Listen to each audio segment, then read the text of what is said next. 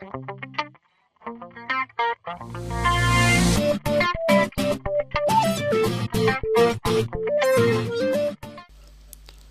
we're looking at rights issues and the effect that they have on share prices. If you remember, when we first started the course, we talked about a company raising capital, and the capital is the amount of money they need to run their business. And they can either go to a bank and get it, but what they can do to float on the market is they want the dollars, which is the capital, and they release shares on the market, and shareholders buy them. What that means is these guys buy them for cash, and the company gets the capital it needs, and these guys become part owners in the company. Now later on down the track, they can't refloat the company because it's already there. So the only way they can get more capital, the only way they can raise more capital, is either go to a bank and borrow the money, which has an interest rate attached to it, which could be nasty, or they could do a rights issue. Now a rights issue are shares offered on a pro rata basis to shareholders. Now pro rata just means like a 1:4 in a ratio. So for every 4 shares you own, you are entitled to 1 at a discount. Okay, so it makes it attractive to shareholders. So you can buy these shares at a discount, and you pay dollars for it. You pay dollars for these rights issues, and the money goes into the company. So therefore they get their capital, they get money to work with, you guys get extra shares, and it all works out well. What tends to happen though is theoretically the market price will drop after a rights issue. Now let's have a look at why this happens. Let's pretend that we've got our 1:4 rights issue. So for every 4 shares you own, you're entitled to get 1 for free. And let's say it's at 50 cents. So it's a 1-for-4 rights issue at 50 cents. So originally you've got these 4 shares that are $1 each. They're trading at $1, which is worth $4. When the rights issue comes out, you've still got your 4 shares that were worth $1, and you've got a 5th one there for 50 cents, which now is worth $4.50. But you've got 5 shares here. So instead of 4 shares, you've got 5, and instead of $4, you've got $4.50 worth. So if you go $4.50 divided by 5, you end up with 90 cents. So what that's done is it's dropped the share price from $1 down to 90 cents because there are more shares on the market. People might think this is unattractive, but you get more shares at a discount. You have a bigger portfolio, so if the shares go up, you've got more scope to making more of a gain. So that's why people do it. So let's have a look at different types of rights issues. There are 2 types that are around. One is renounceable rights. These are the most flexible ones. This is when you can sell the rights to someone else, or you can not purchase them and the company takes them back, or you can take up the rights. The term taking up the rights means to actually buy those rights.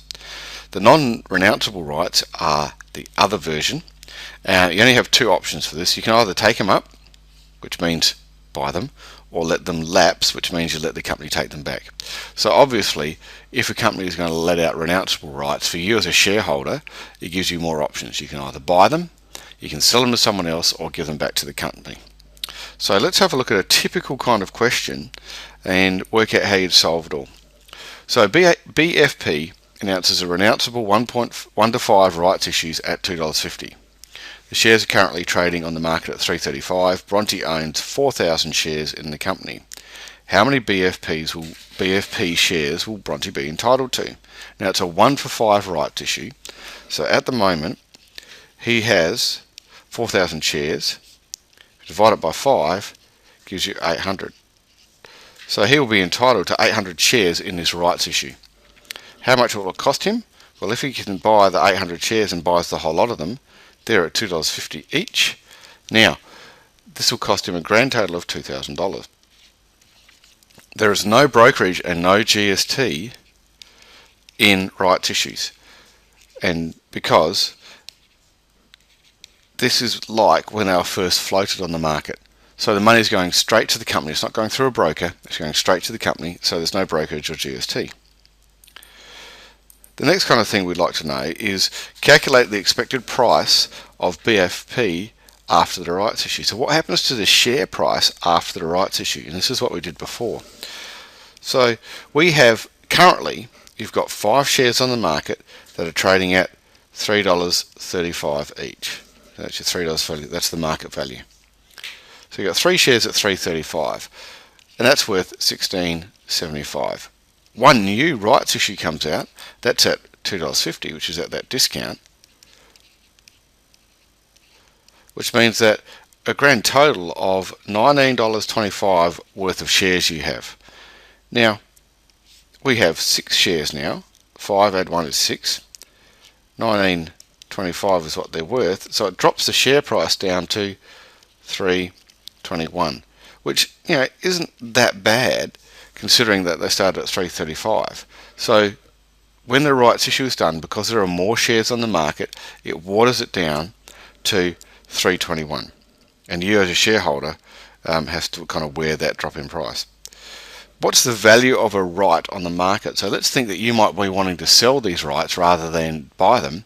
What's the value of a right? Well, in that last question we worked out that on the market they're worth $3.21. That's the theoretical share price once the rights issue has been released.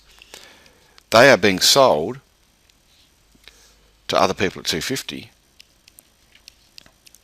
So the theoretical value of a right is 71 cents. So each of these rights are worth 71 cents. Part E, how much would Bronte get if he sold his rights? Now, if they're renounceable rights, you can sell them. So you could put these up on the market. So you could sell all 800 shares that you're entitled to at 71 cents each, and you'll get $568 back. So that does not include GST and brokerage, which you have to take into account as well. But roughly you get $568 back. So you can either buy the rights and increase your portfolio, or you can sell the rights and get $568 for it. So either way, it's not a bad thing for shareholders, and it's a very good thing for the company because they raise capital and shareholders come away happy as well.